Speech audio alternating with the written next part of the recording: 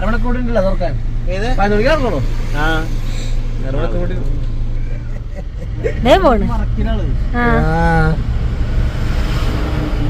എങ്ങനെ വെച്ചടാ കറങ്ങിയടിച്ച് വരും.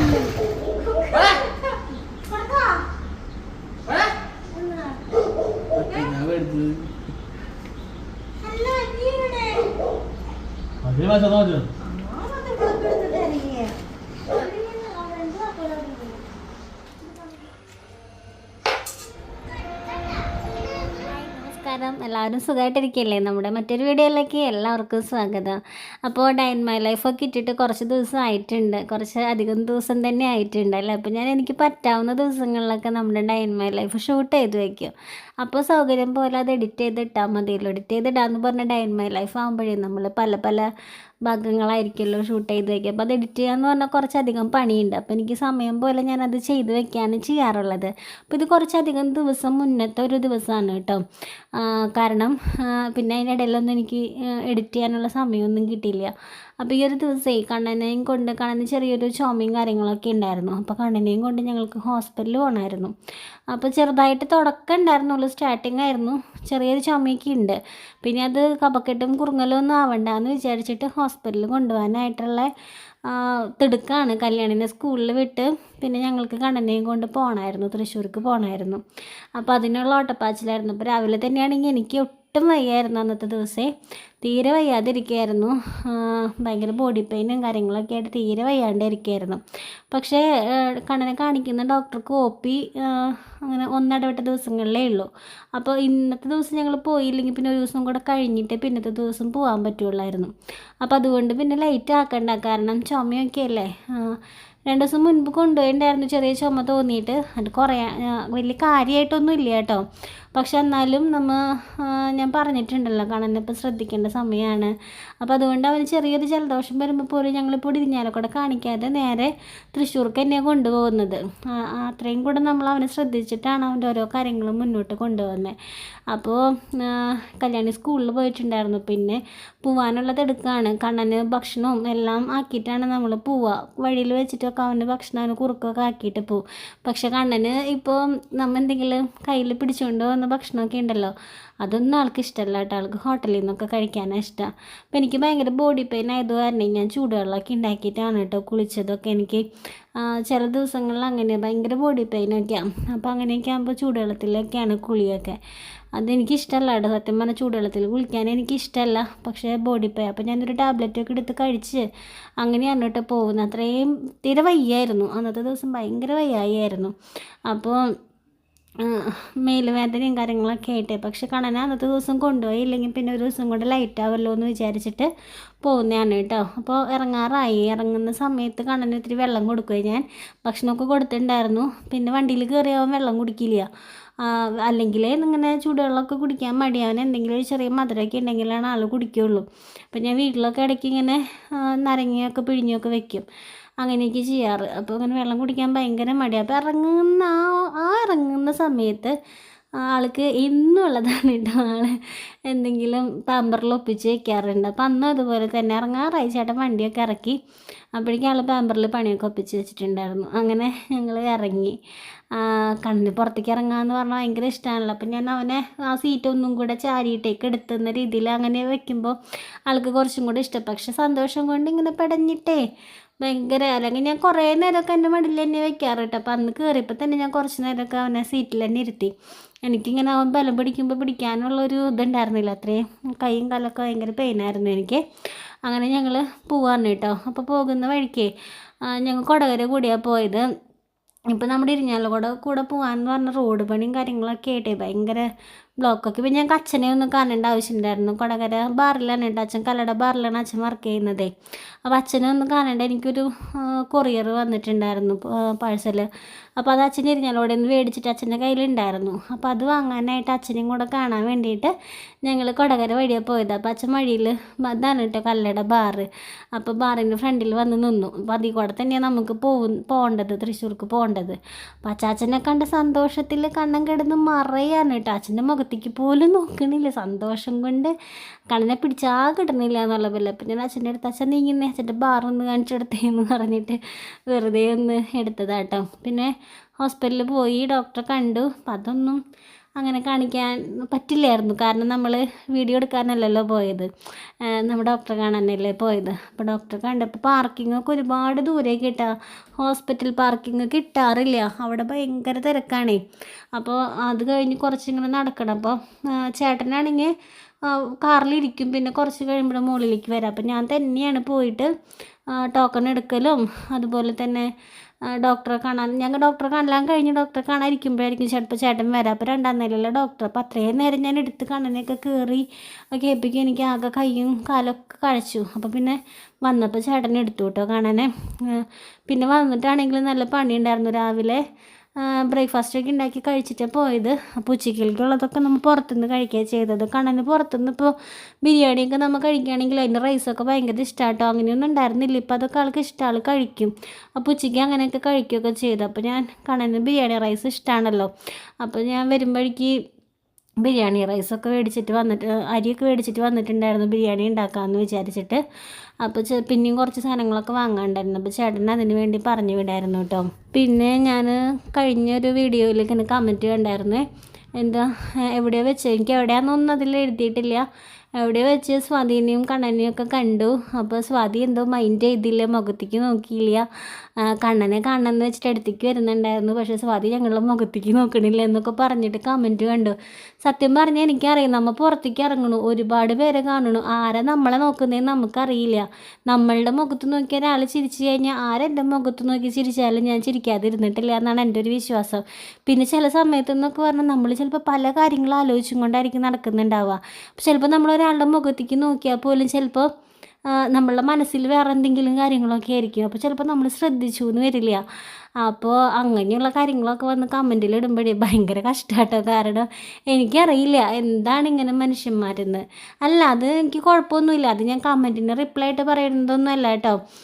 ഇപ്പോൾ ഇത്രയും വലിയ എന്താ പറയുക, മോഹൻലാലിനും മമ്മൂട്ടിക്കും വരെ അയ്യോ എന്തൊരു മനുഷ്യനാന്നൊക്കെ പറഞ്ഞിട്ടൊക്കെ കമൻറ്റുകളും ഭയങ്കര തെറി വിളിച്ച് വരെ കമൻറ്റുകളും നമ്മൾ കാണണം.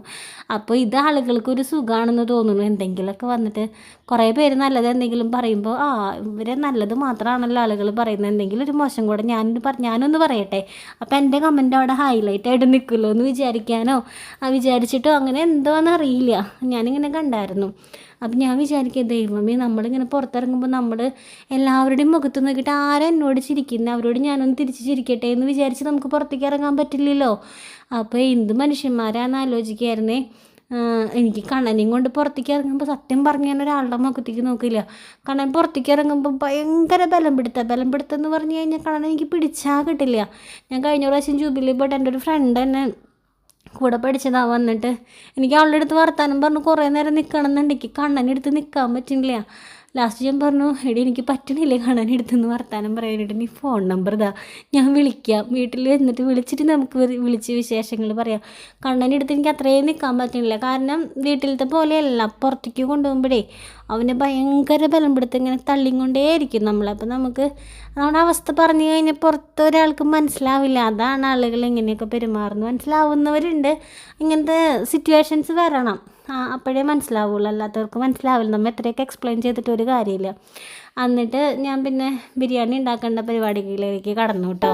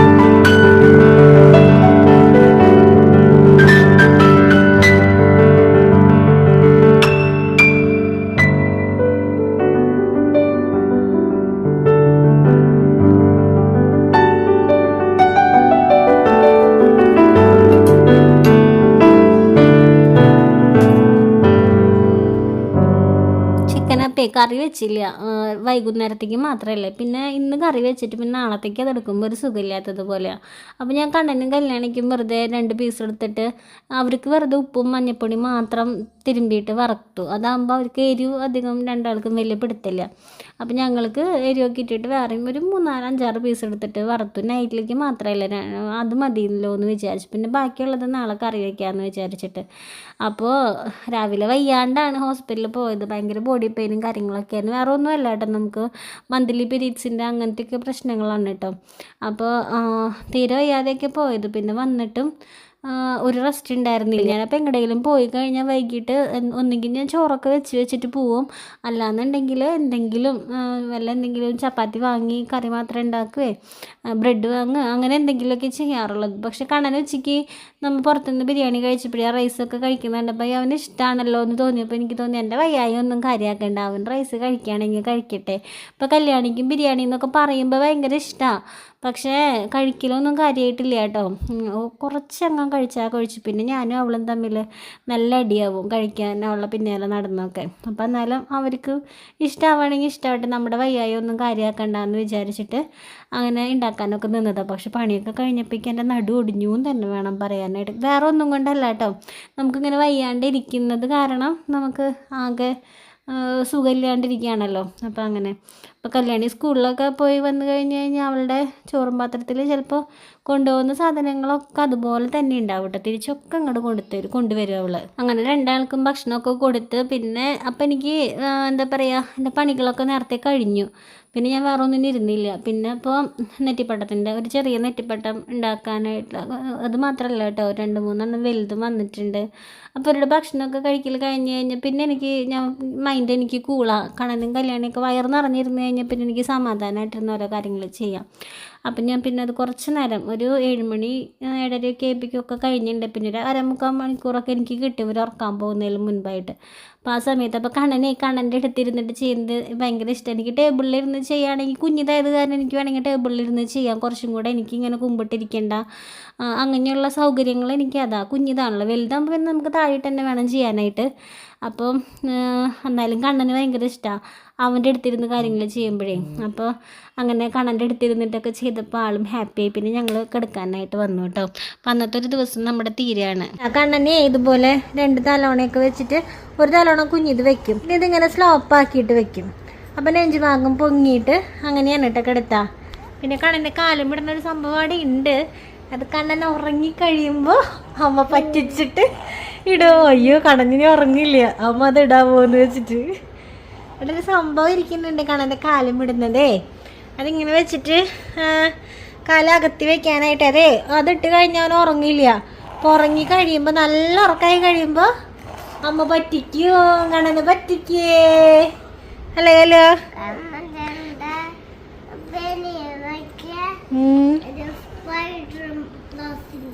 ബാറ്റ്മാൻ. അത് ബാറ്റ്മാൻ. ഇതാരത് കയ്യില് എന്നിട്ട് ഗെയിമിന്റെ മറ്റേ സാധന. കല്ലൊരു ഗുഡ് നൈറ്റ് പറഞ്ഞേ.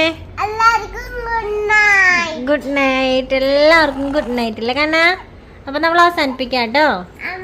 ആ അതെ, കണ്ണക്ക് ഗുഡ് നൈറ്റ് പറയാ. കൈയൊന്ന് എനിക്ക് ഗുഡ് നൈറ്റ് പറഞ്ഞേ. എനിക്ക് കൈയൊന്ന് എനിക്ക്